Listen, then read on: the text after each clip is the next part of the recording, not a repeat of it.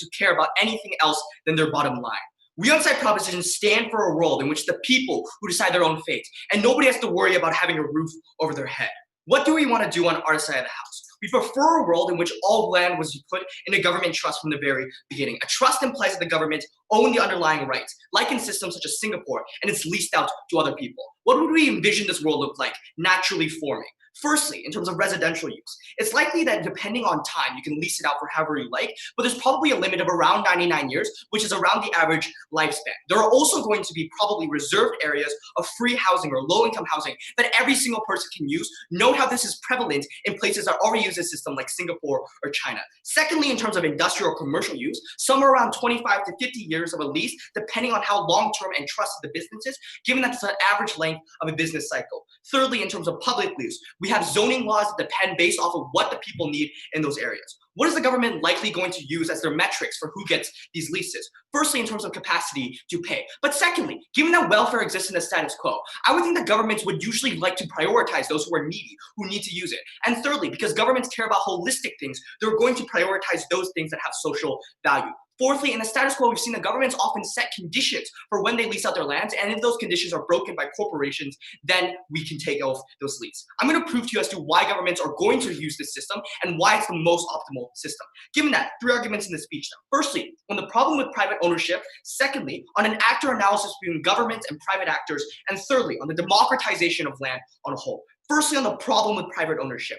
I think there are 3 major issues in which we see that huge land developers or huge land barons can own up land and use it in an improper and idealistic way. 3 reasons. Firstly, they have idle and unused land in terms of land bans. And know why people want to do this. Know why rich people buy up land and just have them as empty houses. 3 reasons. Firstly, because unused houses perpetuate the scarcity, which increases the value of your property. Secondly, because turning and developing land is extremely risky of a process. And thirdly, because land is such a valuable and stable financial asset, it is the most valuable when it is unused and the most potential. This is why in places like Hong Kong, 200,000 people have to live in cage homes, but the government is unable to build new houses because of the very fact that mainlanders are sitting on dozens and dozens of unused properties. This was never a problem in the mainland because the very fact that the government was able to control who gets to own houses. Secondly then, on the broad acquisition of private actors, because huge developments or real estate conglomerates buy huge swathes of land because by casting a wide net in anticipation for huge spikes in value. If they stumble across, for example, a raw material, they stumble across surrounding area, eventually becomes a place of city center, then they can get their financial backing there. And thirdly, even if they do use their land, they're likely going to use it by price gouging. What does this mean? Because the very fact that there's a lack of competition in the way that land is appropriated right now, there's an oligopoly on the group of people who have access to land. For example, in England, 1% of the population owns over 50% of the land. What does this mean? Because the very fact that land requirements are so specific, we can see, for example, in places like San Francisco, in which because everybody needs to be close to Silicon Valley in order for you to survive in the business world, then businesses know, then real estate companies know they can charge lucrative prices for those houses. 4 impacts to this. Firstly, in terms of homelessness, there was no space to build public housing or homeless shelters for them. They are trapped out because prices are simply too damn high. They are starving on the streets and unable to bring themselves out of poverty because they're constantly worrying about where they're going to spend the night. Secondly, in terms of gentrification, because individuals are pushed to the city limits when rich people, because of financial reasons, go into places and make the area house prices too high so nobody can live there. Thirdly, ridiculously high residential prices. In the same way that people are spending huge portions of their income in order to just have a place to live, that they aren't able to sustain themselves. And fourthly, in terms of perpetuating the poverty cycle, because if you were born in a broken community, that's the life that you pass down. So unable to bring themselves as to why we make this because they're constantly worrying about where you're going to spend the night. Secondly, in terms of gentrification, because individuals are pushed to city limits when rich people owners, or do you have to just keep it and invest within your own land? Okay, 2 things. Firstly, it's not a model. It's what we reasonably think this world is going to look like. But secondly, in terms of, we think that it's likely that the government is going to set conditions on how you have to use this land. Why do we make it better? All of these problems. 3 reasons. Firstly, because now there's no more reasons for rich people to own land and have it for extremely long times, for generations and generations. Because the very fact that they know that it's going to be taken away from them at some point in time. Because they're incentivized to use their land better for the short term because they want to make their money back before it goes back into government hands. Because secondly, there's more competition because more people now have access access to the land. You broaden the group of people who are competing on it. And importantly, the auction or bid system in which we compete for these bids means that importantly, people are going to use it for better reasons. And thirdly, because governments now have more leverage, that they can break contracts, or the fact that meaning that they own the underlying rights, they can have the regulations. Therefore, there is now more available land to be repurposed for residential uses for those who need it. It means corporations use their land for better reasons, and we get better regulation on our side of the house. But what are the impacts for non-residential land? Because importantly, city development right now is not optimized to a point. Why do we make it better? Because we can use land for environmental purposes. We can preserve, for example, natural scenery. We can create parks for individuals, and we can make sure that corporations don't pollute things into the streets, because we understand that the government now has an extra way to keep them in check. But secondly, community development projects that not only enrich the economy, but also enrich the people around it. Because when it's left up to corporations, they do things such as in Macau, where they build hundreds and hundreds of casinos, and people that have problems with addiction to gambling, and it's a one-service industry in which if you're not in gambling, you have no other option. Because of that very purpose, governments can prioritize social services and make sure that everybody gets the needs they want. Secondly, then on an actor analysis between governments and corporations. Why are governments more likely to be holistic and altruistic? Why does this prove our comparative is much more likely? 4 reasons. Firstly, look at the scenario of a popularly driven democracy, one in which elections are free and fair. Notice that swing states are usually those of the most disadvantaged communities, those who are writhing for pain and change. For example, Detroit was the pinnacle seat of what Trump needed to win in 2016. For this very reason, these are probably going to be the groups the government caters more to. But importantly, this is not going to be a huge political issue in the fact that everybody's going to talk about, every party's going to promise on the campaign trail, whether or not they can enrich somebody's lives in terms of housing. But fourthly, because there are a lot of media callouts and other accountability checking mechanisms. Look at the status quo, how we have social justice movements and people on the floor challenging the government. Secondly, in the scenario of authoritarian governments or semi-democracies, even in this case, the authority and the legitimacy of these governments come from the fact that they can guarantee stability. Stability doesn't come when millions of people have to sleep on the streets. Stability doesn't come when thousands of people have to live next to nuclear plants that are polluting them and giving them cancer. That is why authoritarian governments like China guarantee that people can have housing that is safe and comfortable for them. Thirdly, in terms of corporate capture, because we understand corporations have negative incentives on both sides of the house. But why are those better on our side of the house? 3 reasons. Firstly, these companies have less ability to lobby the government when they have less land, has less leverage, and they're less able to compound their money in order to make sure that politicians are in their pockets. And secondly, it's because of the very fact there's now more scrutiny on corporations and corruption. And the fact that now we're going to see that if somebody is taking a direct bribe from a corporation, it's a lot more glaring to the public eye. And thirdly, because I already told you, the corporations are a lot more cognizant and a lot more active to work and actually improve the land they stand on. Because governments, as you can note, are always macro viewed. They look at how everybody's going to react, not just the individual who is sitting on the property, but how society as a whole is going to grow. They don't look in the binaries of ones and zeros and just strictly the GDP, but they see how the individual mother or the individual son is going to have their life enriched. Is why they're the correct actor to allocate these properties to. Extremely proud to propose.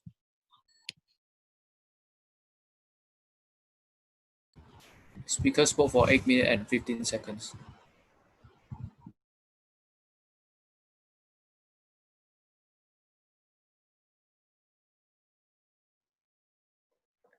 Thank you for that speech, first proposition. I'd now like to invite the first opposition speaker to make the case for the opposition bench. Here.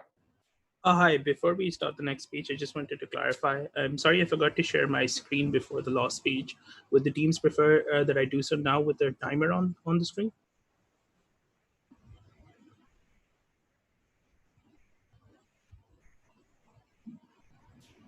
Okay.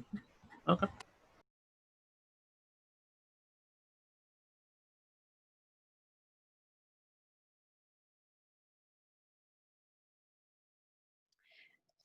Can everyone hear me? Just a second.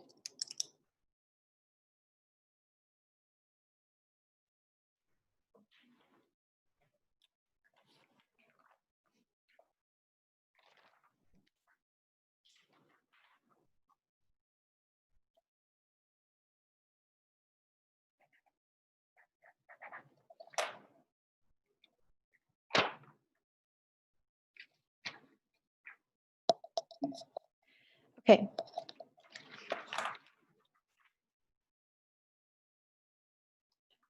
When social contracts were established between the government and the citizens, there was a reasonable expectation that the interests of the citizens be represented and development occurring in balance. So far, the affirmative side has proposed a world that is radical to the extent of it not only being unnecessary, but extremely harmful to the rest of society. First, let me provide to you our countermodel. Instead of the government forcefully taking all of the land, we will be increasing land tax and other forms of progressive taxation-based policies in order to gather funds that can be redistributed to the people in terms of welfare. This is going to look similar to the Nordic model of democracy, which is the combination of social welfare and economic systems adopted by Nordic countries. It combines features of capitalism, such as market economy and economic efficiency, with social benefits, such as state pensions and income distribution. Considering that the government has so much political capital in order to take away all of the land of literally everyone and apply the Singapore model globally, we will also have the political capital to redistribute the taxes collected by citizens. This looks like the rich not complaining about high tax rates, voluntarily willing to give back to the poorest members of our society, and the government recognizing the injustices that have occurred in the past. Let me identify the burdens of each side. The affirmative side, in order to win today's debate, no thank you, must prove why property rights are non-existent and unnecessary for economic development to occur. Additionally, they also need to prove how their model is capable of achieving social justice and self-determination. Our burden is to prove that the problems identified by the affirmative side can be addressed through alternate means, and how by allowing individuals to own property, this can not only guarantee accurate representation of what the people want, no thank you, but leads to more economic development. We will be presenting three arguments for that purpose. First, we will discuss the principle of government responsibility and social contract, and second, how government policy hurts the development of our society. And our third argument will be about politicization.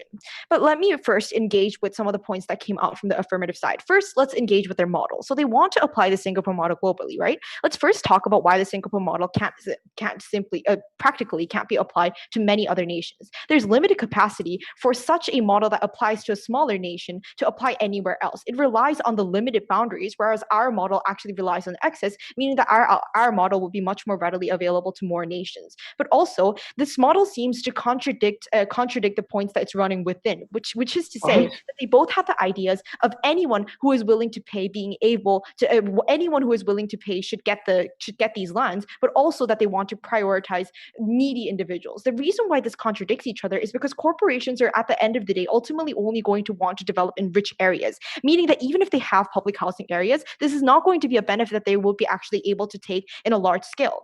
But also, when they're analyzing the government as the actor, the only part they wanted to focus on was how benevolent the government was, right? I think we need to engage with the capacity of the government. They do not have unlimited resources or unlimited capacity to be facilitating all of this model, especially in different types of governments, but also the fact that governments having different incentives is actually a harm. They often have incentives that diametrically oppose the benefits that the individuals actually want to take. But also, we're talking more about long-term investments, and these long-term investments cannot happen because ultimately, no thank you, the full capacity to own is what matters in order for individuals to actually be less risk-averse and want to actually invest in long-term investments, which is going to be in our second argument. But also, lastly, what they really need to do was defend the legitimacy of confiscation, which did not happen at any point in their speech. We think that especially in the context of authoritarian states, and also even in terms of democratic states, that what will actually happen as a consequence when you apply all this power, they need to engage with the legitimacy of why the government is actually justified to take all this land. But before we move on, I'll take a point.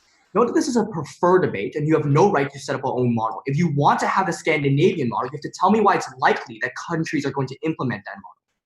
We're relying on the excess that already exists in the status quo, and neither can your side simply fiat that you're going to have a fantasy land in which none of this actually happened. Even under your world, even in the beginning of the government, you still have owners in which you're unjustifiably taking this land from, and you still need to justify that. Let's move on to our first argument. Which will discuss why this motion breaks the social contract between the citizens and the governments. Citizens compromise rights to the government based on the assumption that the government will protect their interests and represent them through adequate policies. This also includes protecting the property rights of citizens and ensuring that they're able to self-actualize with the land that they have justly acquired. The problem with the affirmative model is that the government is not only ignoring the will of the citizens, they are actively implementing policies that go against their property rights. When citizens have created value within the land should not be unilaterally confiscated. It should have specific and justified standards of when they should be taken away. No, thank you.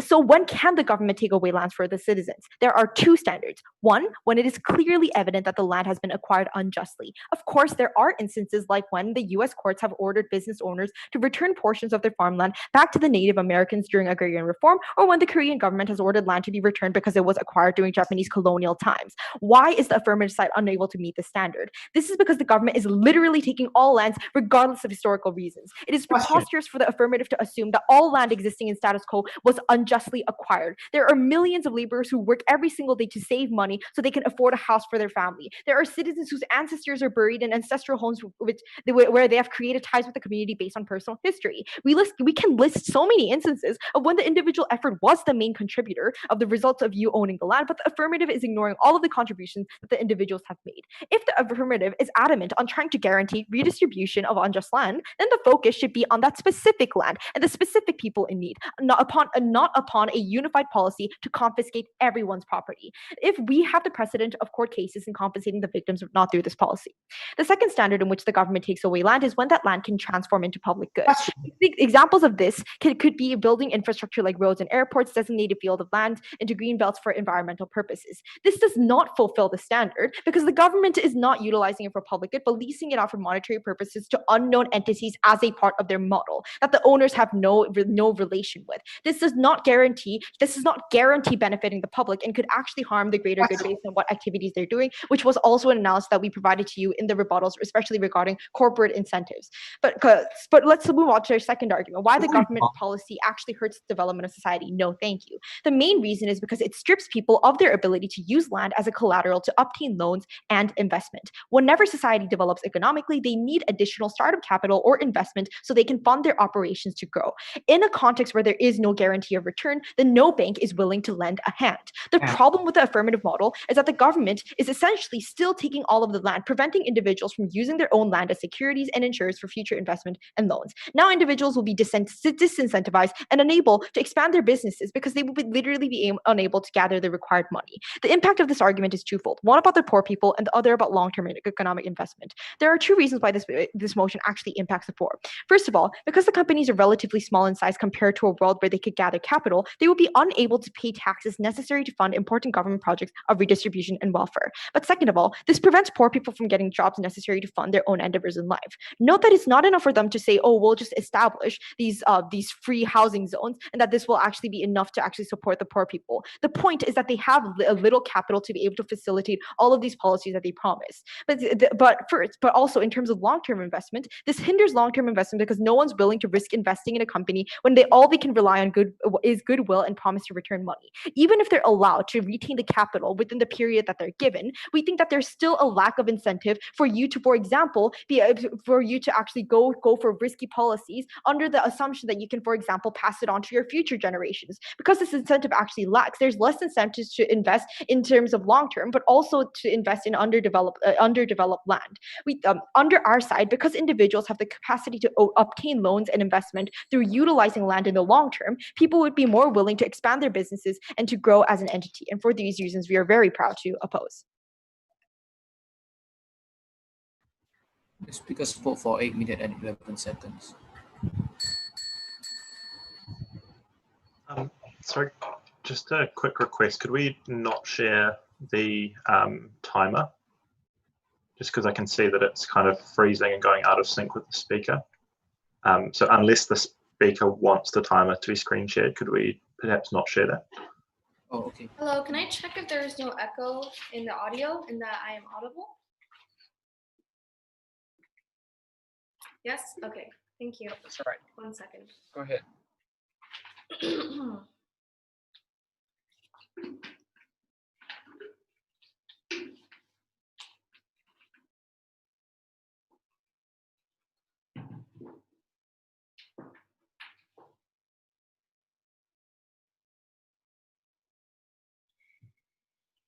They want to start businesses, but businesses don't do that in the status quo when just holding on to land, holding on to my legal documents inherently push scarcity to increase and money will enter my wallet. There's no reason for us to innovate and start actual businesses to offer actual jobs to people on the ground when just pushing the market and playing the market with all the legal documents you have is enough to help the population. They have to explain what the private market in change is a better actor to facilitate growth and to facilitate all the help they want to give to people instead of just a search that a government is imperfect. A few clarifications before moving on to 3 questions in my speech. 1, I want to clarify the characterization of our world, because it's not a model of big or small nations, when this is literally how the status quo has been working in countries like China with billions of individuals, and also small nations like Singapore that's a small island in the sea. We believe they offer in the same way with guidelines in their contract, that for instance, if I lend out these land to a technological company in Shenzhen, it's on the condition that you create however many jobs. It's on the condition that you start however many innovative projects, and what you actually do with this land, you don't just give it to residents, but rather you start your own operations. This means lending out is like partially okay depending on the specific guidelines of the contract that you sell. 2, we have sold you why we reserve land for the poor and the rest can be rented out by the rich. This is exactly why Singapore has offered public housing to everybody, and homelessness reduced to 900 cases only, whereas LA alone has 50,000 cases. Because even if they're renting to commercial land as well, they can first prioritize the poor having public housing first. 3rd, and lastly, this is a preferred debate, which means opposition needs to defend the status quo, and if they want to defend a specific model, they need to show you the private housing market will naturally pivot towards that area. When they only said it to the Norway, like the Sweden, the Nordic countries, we don't understand why the capitalist market in the majority of countries like Europe and the USA and Latin America will all move in these directions when tycoons hold on to their legal documents and see their wallets grow just because scarcity of land increases. Because that was unproven, they have no case at all. But moving on to the 3 questions. Firstly, I want to provide to you a substantive on our principle that it directly engages with theirs. Second of all, why we increase access to land. And lastly, why we help developing nations grow. Firstly, a substantive on our principle. What they said is basically it is wrong to confiscate land because of the social contract. But 2 things. 1, they never proved to you why it's your right to hold on to this land when you don't create value, when you don't self-actualize by holding on to this land because you don't really do anything with it in the status quo. Just like how the empire of Amazon wasn't built by Jeff Bezos and alone on his self-actualization, then why should a land that belongs to Amazon be exclusively owned by that one tycoon only? If it's really about the work you pour into the land that makes it better, that makes yourself more valuable, then all of the workers, whoever contributed to the growth of these empires, all of them who work 007, the gardeners also deserve a say in how you use this land if it's really about the usage, which is why the collective ownership of the government being accountable to everyone is way better than one tycoon making the call when it's literally not only his work that made the land grow. But secondly, it is okay to confiscate your land if the original acquisition is unjust. Just like if Eddie steals my computer, the government can definitely take away the computer and let people decide what should Eddie do and what we should do with this computer. That's the most fairest way in the judiciary system, because he stole this land unlawfully in the first place, meaning he's not entitled to this land. So this introduces me to our substantive on why it is not okay to not democratize land, because the current ownership of land is entirely based on pronounced historical injustices. For instance, the colonialism where white men stole from the Native Americans, or in groups like in East Asia, like the Han Chinese, or all the ones who are able to own the best land historically, or racism, in which redlining in the United States has only given loans to white neighborhoods and allowed them to own land, or how there's loyalty and feudalism in the English history, making the only richest of the rich with the biggest descent and the biggest bloodlines be able to own all land. The unjust acquisition means that it doesn't mean that the exchange of land has always been just, and therefore through the cycles, it's always based on an act of theft. Rather, they're stealing from everyone else who this land is given to. When land is just given to human race on earth in general, there's no one who deserves the entitlement to this land alone. That is why the best alternative is for the government to own it, because the government is an entity that's supposed to represent the entire constituency. They're supposed to take votes and types of rebuttals from votes from anyone else, and therefore accountable to everyone. That is the best way to resolve these historical injustices. But 2, I want to talk about increasing access, which is the winning case that they fail to rebut. They say we're going to be taking away from vulnerable actors like Native Americans and poor. Then they need to prove to you the comparative. The question is, who's likely to care about these poor people or racial, indigenous, and minority people? We believe it is definitely the government, not the private sector. 1, let's talk about the poor. The poor are cared about because they're the ones who are the swing voters and the most passionate voters, because it's about their survival in every single election. Look how the Rust Belt voters were so angry in the 2016 election because no one was taking care of them, that they were so galvanized to go vote. They were urging and rallying at certain parties and for certain policies because of their anger. That's how the populist party with the farmers' interests were started in the first place. And the authoritarian government too. The poor individuals are the ones who will feel local instability because they're not happy with their lives. They'll start revolutions and topple power because of that desperation. Meaning government structures care about at least taking care of people on the bottom, which is why even China, an authoritarian regime, would offer welfare continuously. But the private market won't really respond if the poor individuals are not happy. When they disregard labor standards continuously, they don't care about pollution for the lowest class, and they only care about shareholders and reporting back of how much profit you make, because these are the people who are securing your paychecks. The private market is worse. But let's talk about indigenous people. The media call outs right now against our discrimination against African Americans is targeting the government as well. And there's a political sway as well, because social movements or call outs, or when President Jackson was called out as a tyrant when he forced the Native Americans to go on a trail of tears, only targeted government when social movement is a political entity. Even if someone is like concerned and like marching on Main Street, it doesn't harm Goldman Sachs wanting to be bailed out in the 2008 election cycle, exactly because they don't really care about how the indigenous people view them when their clients are not them, when their paycheck are secured by the majority of the upper, higher, middle class people, and therefore they will not care about such issues. But then the second argument they bring to you on their access is that we don't expand businesses because they don't have collateral. 3 responses to take that out. 1, we actually push businesses to expand, because right now people who hold on to land, these investors who might want to support a business with land or start a project, won't do it because it's risky. They want to wait and hold off and see whether that is a good idea, and therefore give the price of developing the commercial structure and give the price to develop the project. But right now, if we give you a limit, you only have 70 years, that's when you push them to do something with the land and get something out of it, and therefore you push businesses to expand their operations. 2, there's no rebuttal to what Eddie said about how government has a bird's eye view, about how they can see Shenzhen as a collective technological incubator for China instead of scattering businesses in incorrect places. The aggregate and bird's eye view allow them to be able to choose the right businesses to put into location. But 3, even if there are less businesses, we still win. Why? Let's think about the mechanism of collateral in the first place. It's basically saying if you don't own land in the status quo, which are the have-nots, the bank won't trust you to give you a loan to start your businesses, to start your loans for your social mobility and get education. That means even if the collateral start businesses on their side, it's only for the middle upper class. But it is a bargaining chip that locks the poorest of the poor out of any chance of social mobility and funding when collateral is seen as a prerequisite or requirement for any types of funding.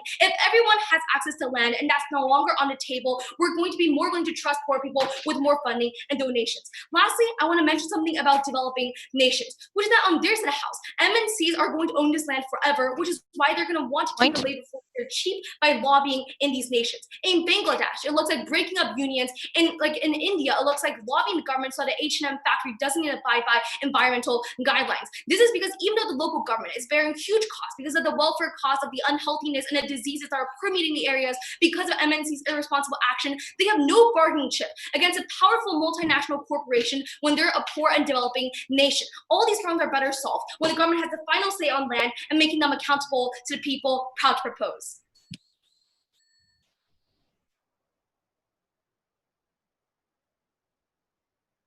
The speaker spoke for 8 minutes and 16 seconds. Thank you for that speech, second proposition. We'd now like to invite the second opposition speaker to continue the case for the opposition. Whenever you're ready, second up.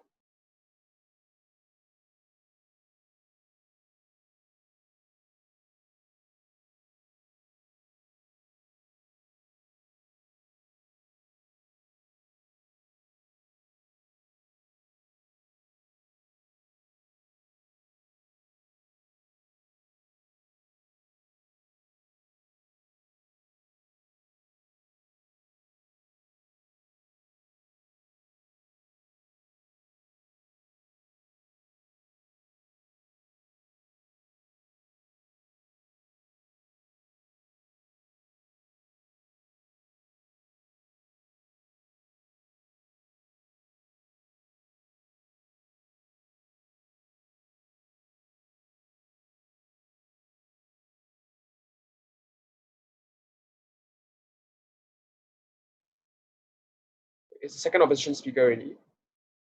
Yes. All right, great.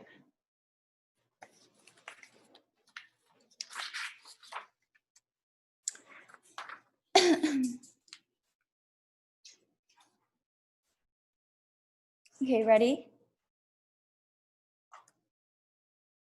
The biggest reason why government side loses in this debate is this: the fact that they continue to demonize private actors like corporations in the status quo, whereas their model literally provides a justification for corporations and the private sector to continue to capitalize on the market and restrict their economic development to a specific point in the activity. They have no mutual exclusivity or benefits from the status quo, and that's why they lose. I'm going to go into this further within my speech. They had two burdens that government side had to prove in order for them to win this debate. The first of which was to prove why they best balance the welfare with economic development within the state.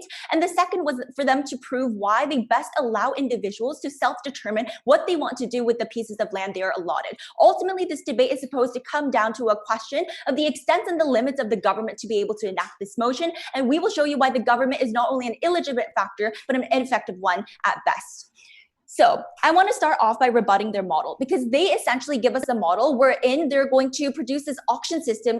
Companies can compete for different pieces of land, but they're also going to have zoning laws to still allow the poor people to live within public housing. First thing to say is that corporations are still only going to be incentivized to bid for the areas of land that are currently developed and urban in the status quo. That means that the types of land where they're going to zone in poor individuals and allot public housing are still going to be those that are underdeveloped, under-resourced, and run down, the same as the status quo. Notice that they never gave us a mechanism for incentivizing development within these already poor areas, which means that they only perpetuate the status quo at best. But I will show you why they actually do this even worse under the government in the long run. But second, they continue to bring up this example of Singapore, which we would briefly note to you is irrelevant because the nation itself is so small. So that's why the government is able to have enough capacity to oversee and control all of the land activities. Their burden is actually to prove why this policy is going to be effective within all societies, including large nations, like for instance, the United States. But then the third thing I want to say is they literally did not prove to us why their side is any different from the status quo. Because if they say that they will allow corporations to come in and compete for different pieces of land by allowing for the auction while also having zoning laws, then like, first of all, I think that they actually take an extremely low burden for themselves because they're not biting the bullet or actually contending with our principal argument about why it's principally justified for them to break the social contract and fundamentally violate the property rights of those who are currently residing on these pieces of land. But second of all, we would actually say they end up hurting the poor individuals more, because if the auction system is actually contingent on people having their existing financial capital to be able to bid for different pieces of land, then we would say the poor individuals who don't have this financial capital right now will always be left out of the system, will always be the ones that fall out of this system, and they do nothing to be able to create a social safety net for them. Now, my fourth refutation is actually going to be where we literally distinguish and bring, no thank you, the question of this debate down to under which side are we best able to guarantee a better quality of redistribution and welfare to better help these more marginalized groups of people, which seem to be the stakeholder that their second speaker focused like her entire speech on. The fact that you only allow corporations to be able to commercially use land for 20 to 50 years, as stated in their model, means that there is far less capacity for there to be long-term development. Firstly, because there's obviously less things that you can do to create long-term investment if you're only going to be doing this for 20 to 50 years instead of a longer time that is intergenerational. But second of all, there is going to be much more risk that is associated. And so obviously those who own those pieces of land are going to use their mental calculus and say, well, if the government can take the collateral that I built on the land after 20 to 50 years are up, if I don't know who the next owner is going to be that comes in and owns my collateral, then they're going to be much less risk averse from trying to take the risk and actually build real investment. And this is actually conceded when they say in their second argument that the rich is not going to be able to hold their land for long. Again, the mechanism for why people are going to be less risk averse. The point of all of this is to tell you that if you don't have long-term investment, if you don't have big structural investment, then there is far less ability for the government to be able to then tax these individuals, whether that be property tax or income tax, and then actually be able to boost and prop up the welfare state, which is going to be the main actor that will be able to guarantee the kinds of public housing and other benefits to the poor that they wanted to do in their model. Their model is essentially self-defeating in mechanism. You have to realize that. Then I want to rebut what they said about like how there's going to be no space for public housing right now, gentrification, high residential prices. Notice that all of these problems are also solved under our side by the metric mechanism that my first speaker already gave to you. Literally, they give us only a problem-solution mismatch with their policy at best. Like for one, we can increase tax in order to boost welfare and public housing. Two, gentrification only happens within certain areas, like in the outskirts of urban areas that are currently run down. So it's not like it's not like government side actually has a justification for taking all of the areas that exist. So essentially, what is the exclusivity of their model is what I want to question. Then they wanted us to contest why it is actually like. Then their second speaker came up and said, well, their principle of like people aren't actually self-actualizing or using these lands to their advantage. So like rich people sitting on their land and waiting for it to accumulate value. I would tell you that first of all, even for these individuals, we tell you that businesses being within these areas is actually inherently beneficial because one, they boost the building of the tertiary sector, which means that by the trickle down economy, this benefits those within that community because now there are greater goods and services. No, thank you. But second of all, this then means that you have more capital to then function the welfare state, which by distributive justice means that you can better help those who are poor individuals. But second of all, you have to notice that this contention to our principle only applies for a very marginal group of people. Their burden was actually to prove why taking away property rights when not every single individual was complicit in colonialism, which were the examples that their second speaker gave us, is actually justified. But second of all, if they're so against redlining, then why are they going to perpetuate zoning laws? Like that is a contradiction I'd like to point out. But third of all, I also think they break the social contract at the point in which they break the promise of the government to be able to allow these individuals to self-determine what they want to do with the pieces of land. So we contest the very premise that they have legitimacy of their government itself. But fourth of all, we would tell you that self-determination is so crucial. And this is what the debate has to boil down to. This is why we on opposition take the moral high ground, is why should I not be able to control what I want to do with my own land? Why should this be conditioned on the years of my lease? Why can't I imagine a future beyond my lifetime? It's important that individuals get to decide for themselves what they want to do with their land. And this is why individuals should always have the power to be able to check and influence the government, which they can't do fundamentally under their house, at the point at which poor individuals are continually going to be zoned within lower income places, and rich individuals are continually going to be able to contest for the most urban areas in the status quo. Their second argument about government and corporations, and third about developing countries, is going to be rebutted by my third argument now, which is going to be about why this motion entrenches corruption and is susceptible to high politicization of the land. Politicians will manipulate the system so that their families, friends, and allies will be prioritized in receiving the more economically prospective land. How exactly does this occur? One, their system props up an all-powerful government to the point where it's too dominant to be controlled or checked democratically. Two, regardless of whether these citizens distrust the government, its unjustified actions can be masked under the pretense of legitimate processes like the auction model that the government side advocates for. Third, an all-powerful government can silence their opposition or watchdog organizations through economic or military means. The impact is, one, there is less political opposition to check and balance the government because the current administration can consolidate their power by colluding with dominant entities such as the rich corporate sector. But second, since the government provides a justification for a more tyrannical rule of government that can utilize property to enhance its own strength and glory, this leads to a more stratified society wherein the rich-poor gap will be heightened. What government essentially does is further entrench existing authoritarian governments and eases the transition of failed democracies into authoritarian governments. Remember the burden that I gave you at the very beginning. We best on opposition sides strike the balance between the welfare state and economic development. We best secure people's rights to property, which is a fundamental core of democracy, and we best allow people to self-determine what they want to do with land. On all of these bases, I oppose.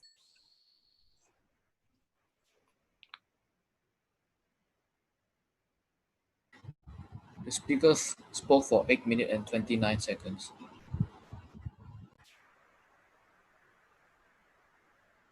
Thank you for that speech, second opposition. We'd just like to remind all the speakers to stick to the speaking time of 8 minutes. That's it. Let's invite the third proposition speaker to continue the debate for the proposition side. Here. Okay, is the sound okay?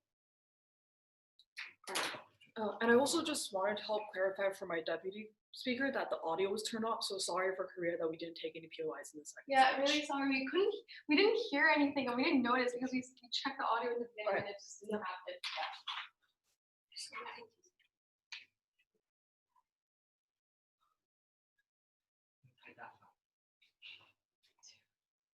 Opposition loses this debate because they demonize the private market while they never defend it. On proposition, we want to say that you either use the land or you should lose the land. We must first contest a few clarifications of misunderstandings from the opposition stance, right? A couple of different things. The first thing is, they first tell us that our entire model is about auctioning, and this for some reason means that all this means that the poor people will be locked out, etc. I just want to quickly clarify our model, which we think was very, very clear coming from the Prime Minister. The first thing is, we told you that you're not just going to be auctioning this off to policies, right? It's not contradictory for to say that one, we're going to try to maintain, we're going to try to maintain that we will give money or we'll give houses to the poor, but simultaneously we also want to take into stride the idea that economic development is necessary. We should also give this to corporations and to companies that are doing good things. The second clarification is that they say that all these are small countries. Singapore is tiny, and therefore the government isn't, or this system isn't going to be applicable to all these different countries. The first thing is, well, okay, China is using this model. Can you think about a country that's bigger than China? Two, if you really want to talk about Scandinavian countries, I'll tell you that Norway has basically the same population as Singapore. There's really no point there, right? Three, the size of your government also increases over time as the population of your country increases. That's why China has a much larger bureaucracy than like Norway or something else, right? This entire feasibility thing simply makes no sense. Third clarification is that we want to clarify what our burdens actually are, because we want to say a few things, right? One, we want to help the homeless, we want to help the poor. Two, we want to help the national development in general. And three, we will prove why the government is an actor that is more accountable and better than the private market in of itself. So moving on to the three main clashes. Firstly, on whether or not we help the poor and the destitute.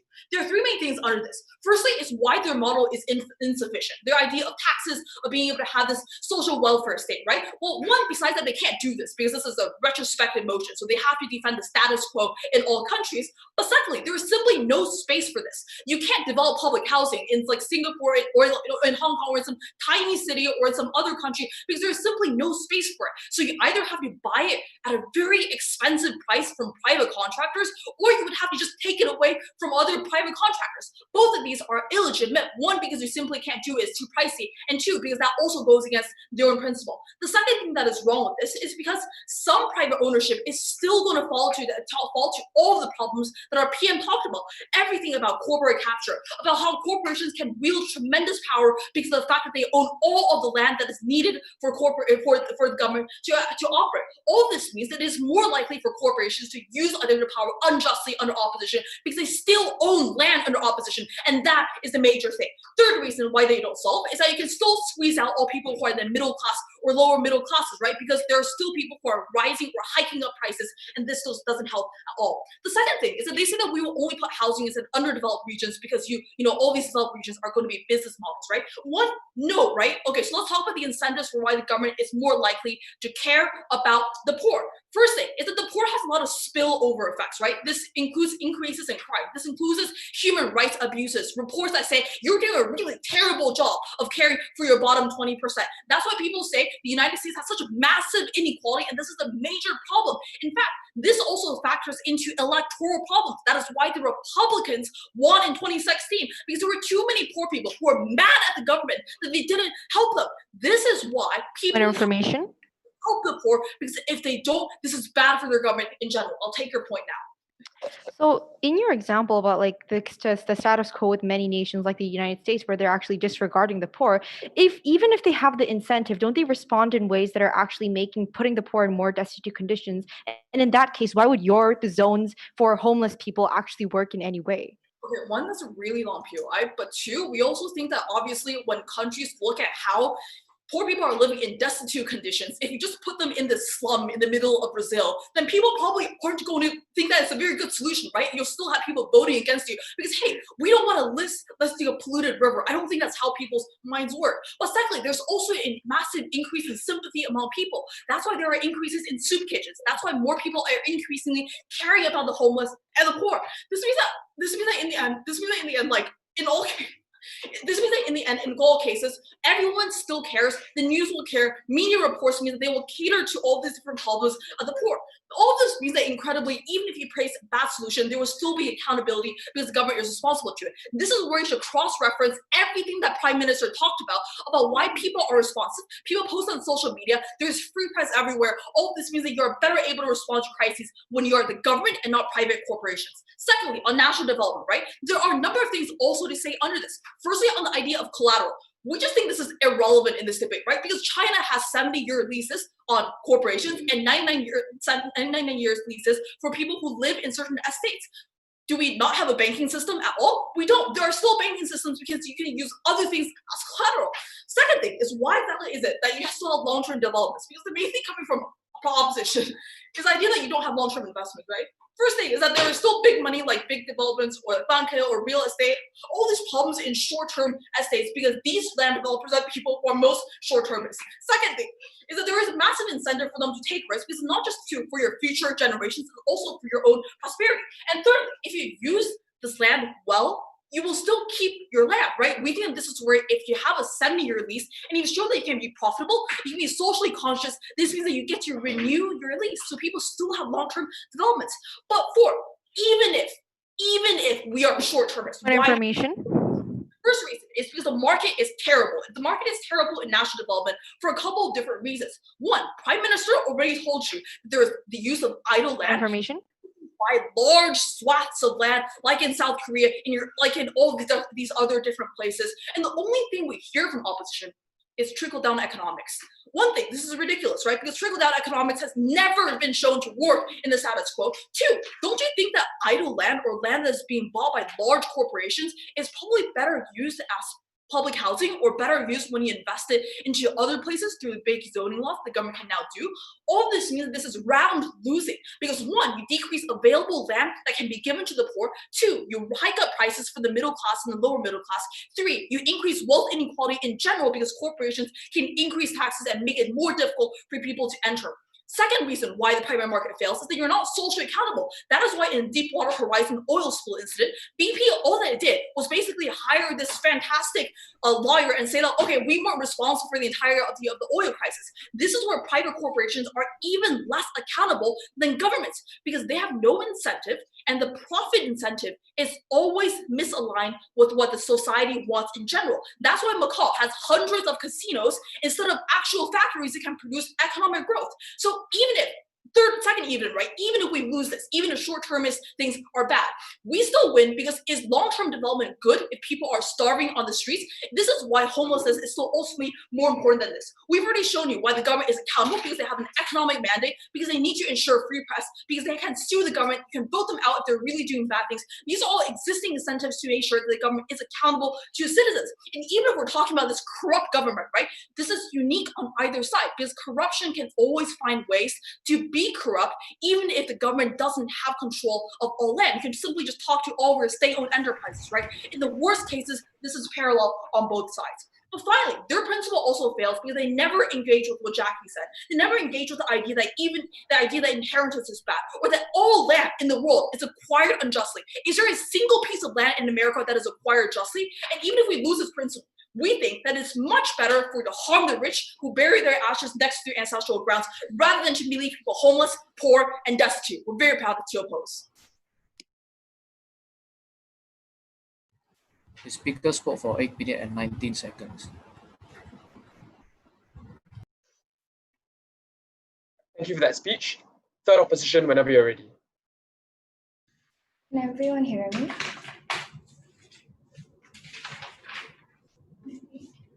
I'll start in 3, 2.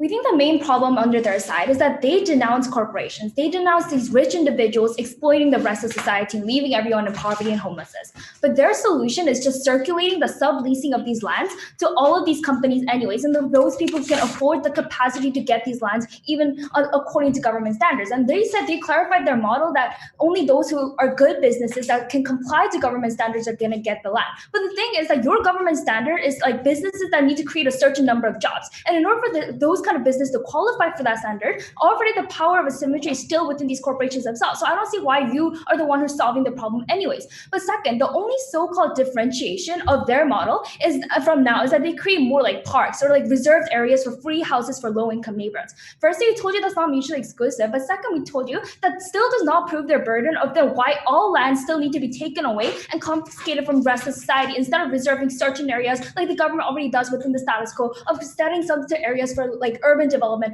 or whatnot. So they never still proved their burden. But the only thing that they kept pushing was the idea of China, right? But we'd like to tell you why China, the context of China is not a good example that they can use in today's debate. Why is that so? It's because think that China makes like pensions or healthcare like so weak that people want to invest a lot in security, which China takes and then reinvest into businesses. And I think they're focusing on extremely like narrow contextualization of extremely big cities like Shanghai, where it's not even like where it's more on capitalism instead of like the socialist principle that you're standing for under your side anyways. So I don't think that model is actually like appropriate example to use under your case. But why is the Nordic model that we propose better? Because already there's a social transition to this welfare state existing within the status quo that has great momentum and that is supporting gaining social support. But under your radical policy of just getting rid of property rights and restructuring the lands, this is not going to be accepted by the people anyways. And we told you clearly from our previous speakers why that is problematic and causing less safety nets for the people. 3 clashes I'm going to analyze in today's debate. First clash, analyzing the principal role of state in balancing the interests of individuals that comprise it. Second, who promotes more sustainable economic growth. Thirdly, regarding the idea of who can better address like social inequalities. Moving on to my first principal clash, we think this is an extremely important clash because we think the government needs to understand the primary obligation it has within society. The government acts to balance welfare and economic development so that while some people can advance to their greatest potential with minimal intervention, those left behind still have appropriate safety nets. Then it comes down to evaluation of under which side can we best protect this balance of obligation, because we think one opportunity should not come at a direct trade-off or compromise of another individual's right to self-determination. We proved that to you from the beginning of our speech. One way in which they compromise that is because they take away, thank you, sir, property rights, because you take away the agency of individuals to choose how to use their lands and still confiscate it after a period of time when they might want to longer or pass it on to their future generation. We think that is problematic because property rights precedes liberty in legal democratic frameworks in which you cannot decide how to live yourself if you're not given general discretion of how to choose how to use the things you own in the first place. The only response that came from their side is that the original acquisition of land is unjust. Second, you don't have the right to the land because you don't use it properly, and the problems of private ownership with homelessness is one not. Firstly, we agree that not all land was acquired with the fairest means possible. No, thank you. It isn't fair that America was built off of from taking away lands from indigenous people, but it's not like under your side you're giving half of the country of that state back to these kind of tribes. Maybe the luck that you had in the past does not warrant stripping away arbitrarily the opportunities of property owners today. We think amending an injustice with another form of injustice is never the solution. Second, we think it's unfair characterization. The reason why certain lands like Manhattan has become of so worth today is because certain people and corporations in the past has invested within the land. A land is not inherently valuable. Those who's got the land still inputted their hard work and skills, competence, and investment to develop the land. And you just assume that that does not exist under your side. You're taking away the maximization of opportunity. But not only that, we told you that those social inequalities they mentioned is not going to be solved under their model anyways. Because when you create reserved areas for low-income houses, we told you from our previous speakers, there's no incentive for private corporations or stakeholders like investors to come into these areas and gentrify them, because it's like a stigmatized area where development in long term will not occur.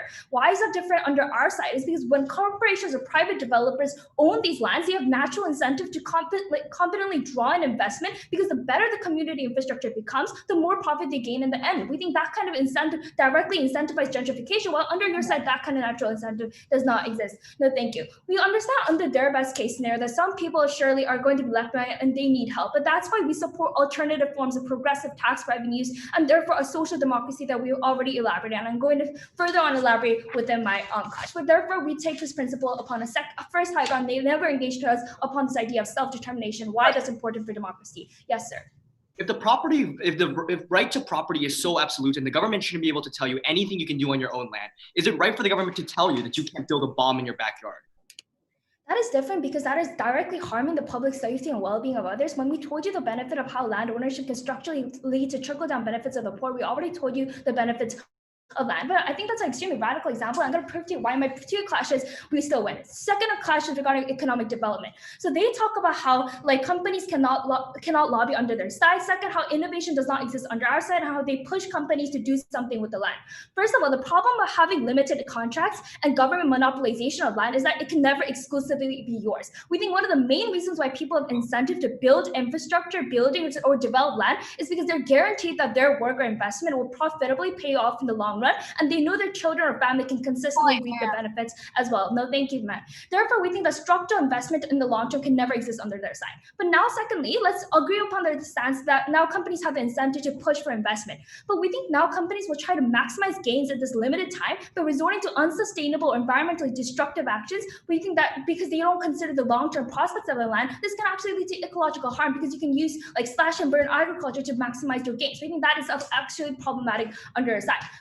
But also we think we have to understand that all of their arguments are contingent upon the one premise that companies are not innovating because there's no time limit that push them. I deny this premise considering the very nature of greedy companies and selfish profit-seeking individuals that they have even characterized in the very beginning, right? But not only that, we think comparatively they worsen the situation because the incentive scheme of each stakeholder is different. They leave the incentive of economic growth all the way to the government. The government has less financial accountability within land development because comparatively, we told you business owners have direct stakes when they own a piece of land can gain more profits. Not only that, we think incentive for development exists under only our side where competing individuals and permanent private land ownership exists. So therefore, we went the second clash as well. Third clash in social inequalities. They talk about how poor people are already cared about because they have voting power in media, greater accountability of government, and how land and collateral does not help the poor. First of all, the only mechanism under their side is that poor people have voting power, so politicians have natural incentive. But if that's the case, and they had such a great power, then all of your problems and status quo should not have naturally existed in the first place.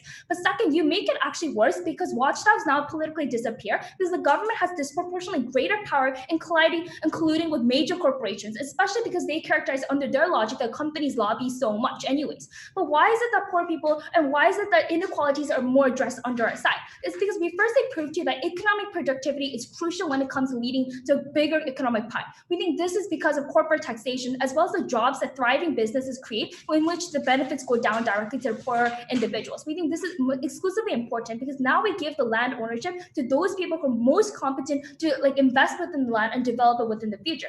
The problem is now under their model, it can lead to the rigging of land divisions as we told you in the third argument, which is we think is extremely important because it gives now a political leeway for the government to leave a false sense that they're championing equality through these auctions when actually they're solidifying divisions and now additionally getting rid of the last layer of public support to protect marginalized individuals, which should be the narrative that exists within the status quo. So because they actually hurt these marginalized communities and because we went upon principle and practical grounds, we clearly take this straight on. Thank you.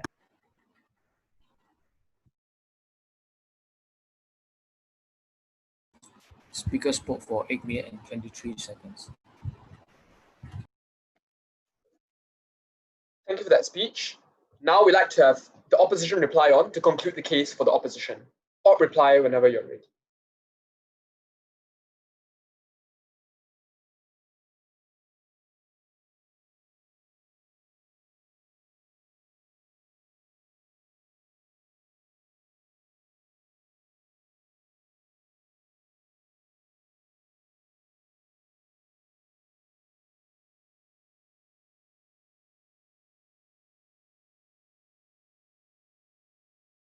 Ready?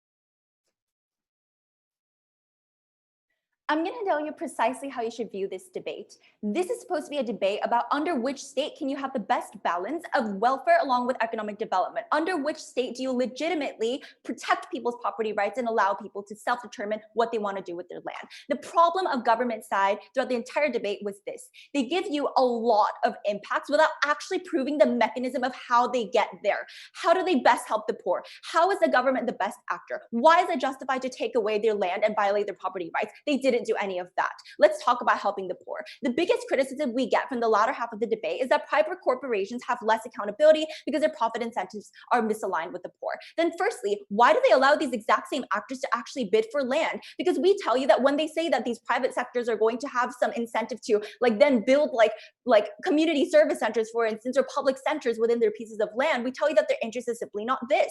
But second of all, we tell you then the better model of the economic system or democratic system is to allow these private corporations to develop and to compete as we do in the status quo, then tax these corporations and redistribute the money to the poor. That means that comparatively, we get more targeted and progressive welfare. That means that this is not mutually exclusive because they have no method of actually guaranteeing why they're going to have long-term and sustainable economic development. Even if we take them at their very best, the fact that they only have 20 to 50 years of development along with all of the regulations they want to impose on private entities means that they can only have short-term economic development at best. This means that you have much less capital to be able to prop up the welfare state. This is why they're not able to garner any of the benefits they want of having a really strong government provide affordable housing and be able to help the poor. This is why we champion the social democracy under opposition side. Then they say that there's going to be an increase in sympathy for the poor, and essentially they want to move these poor into more commercial areas. First of all, there's literally no support for the rich that's going to come from their policy. This is unrealistic, and literally they can't feel out the implementation of their policy. But second of all, now they literally justify the government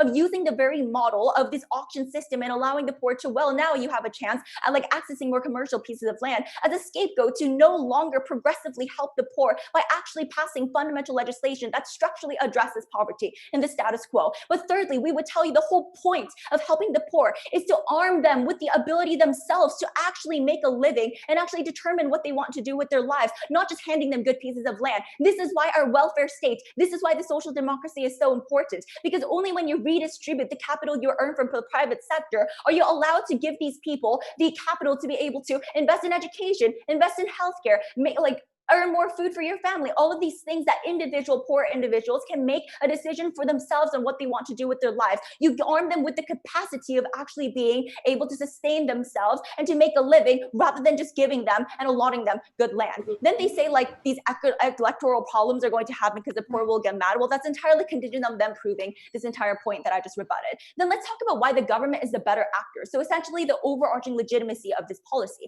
They said, well, in democratic governments, there's an economic mandate for politicians, so they're going to be accountable. Well, I would tell you, even under the liberal democracy of the status quo, political lobbying still exists very much, and this is a precedent for the political will for rich individuals right now, and for rich individuals to want to collude with the government and essentially try to sway their decisions into only allowing them the more profitable pieces of land. But then they say that corruption is going to be mutual under both sides. No, the point is that they legitimize the transition of current failed democracies into a more despotic statute of government. The best way to break a tyrannical government is to ensure that people have property rights, because then it secures individual rights, access to capital, and political power. So just in case that our principle of property rights, which actually went largely uncontested by their side, wasn't enough on the principle basis, this is where we concretize the actual impact of this. We best strike the balance between welfare and economic development. We best secure people's rights and their ability to self-determine. We win. Thank you. The speaker spoke for 4 minutes and 7 seconds. Thank you for that speech or reply. To conclude the debate as a whole, I'd like to invite proposition reply. Here we go, whenever you're ready. Thank you.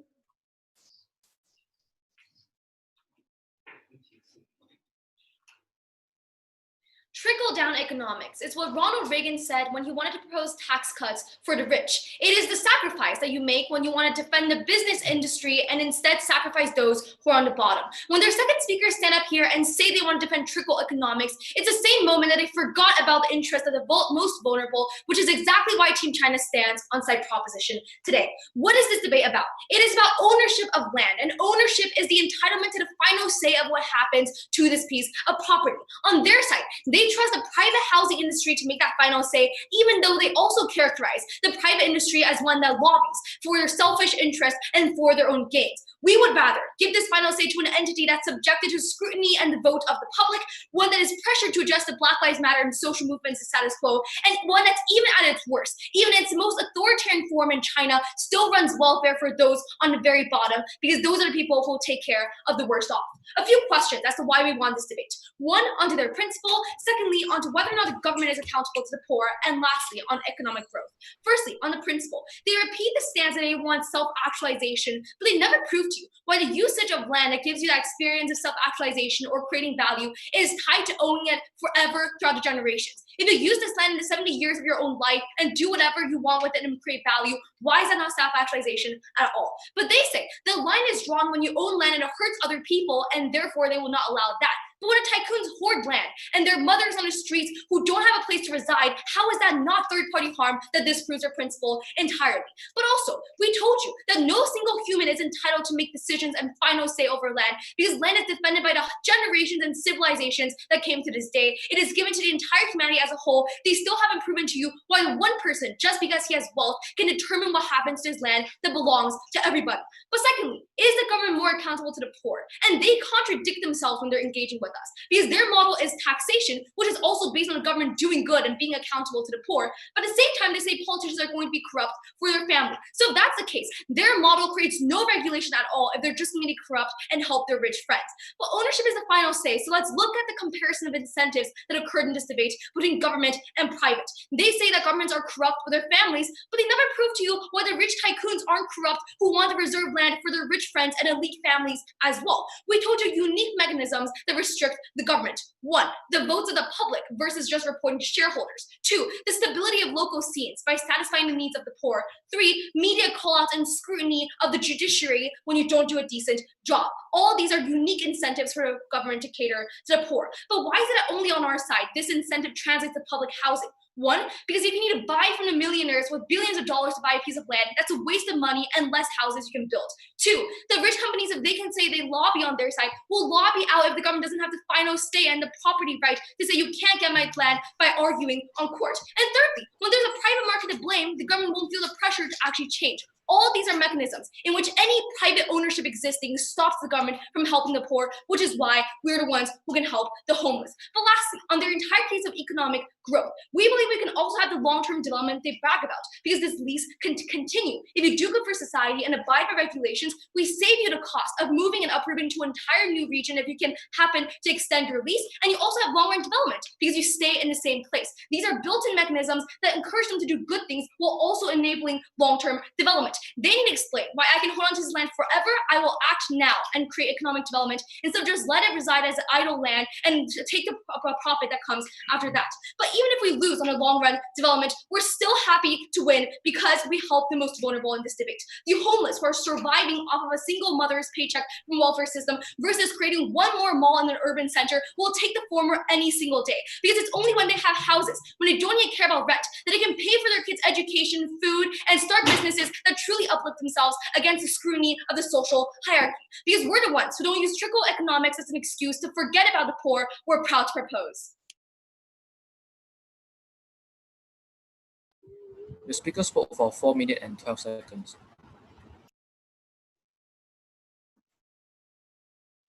Thank you for that debate, op reply. And I think as now we can finally conclude the debate for both sides as a whole. So right now, it would be great if everyone could just turn off their mics and turn off their cameras while we let the judges deliberate. I'll message VAT so that we can get a separate room for the judges. Is that all right? Thank you, Team Korea. Thank you, judges. Thank you to judges. All right. Thanks for the debate, guys. Thank you for the debate.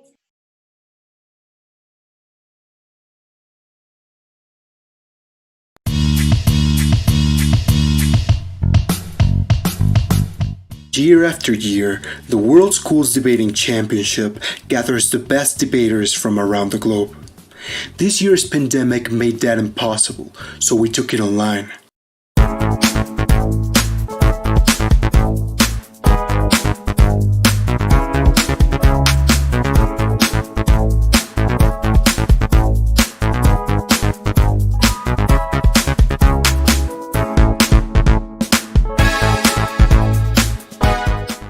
In this style of debate, there are two teams.